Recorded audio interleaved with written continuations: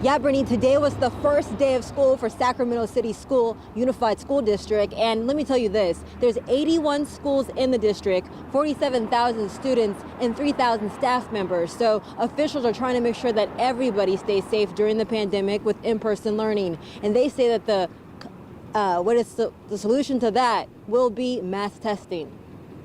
Dad John Tillman got his second grade student ready for the first day back to school at Crocker Riverside Elementary after winter break with a yummy breakfast, packed lunch, and everything needed for Sac City Unified School District's COVID protocol. You have to show that you've had two recent tests. So you had one day before and one 3 days before, and send those in through a website. I believe my wife did it, and make sure that they're both negative. Tillman says he beat the long lines at COVID-19 testing facilities by testing his child at home with a kit provided by the school district from the state. Tillman says he and his wife are vaccinated, but they do have reservations about sending their kiddo back to school. We feel good that they're ready. In general, though, other kids, we just take our chances, I guess. So we're doing the best we can to prepare them and make sure that they're safe, and that's what's important.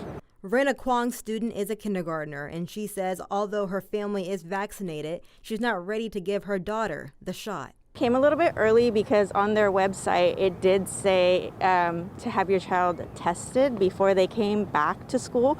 So I was just verifying with the principal that she didn't need to have a COVID test. Kwong says school officials informed her that as of right now it's optional to get tested, but after the 30th of January it will be mandatory. They're going to offer it at the school, but you have to give consent. And I gave consent because it's easier for my daughter to do it here at school than me having to run around and find a testing center for her each week. A letter did go home to parents urging them to help stop the spread of COVID-19 by keeping their students home if they have symptoms or feel sick.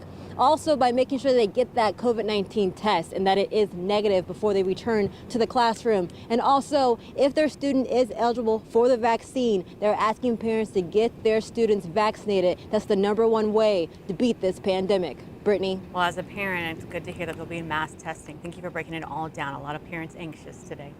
So with the Omicron variant spreading, should you get tested for COVID now that the holiday celebrations are over? ABC 10's health expert Dr. Coley says there's 3 situations where you might need to get tested. First, if you've traveled, that could potentially expose you to the virus. Second, if you come in contact with someone who tested positive for COVID-19.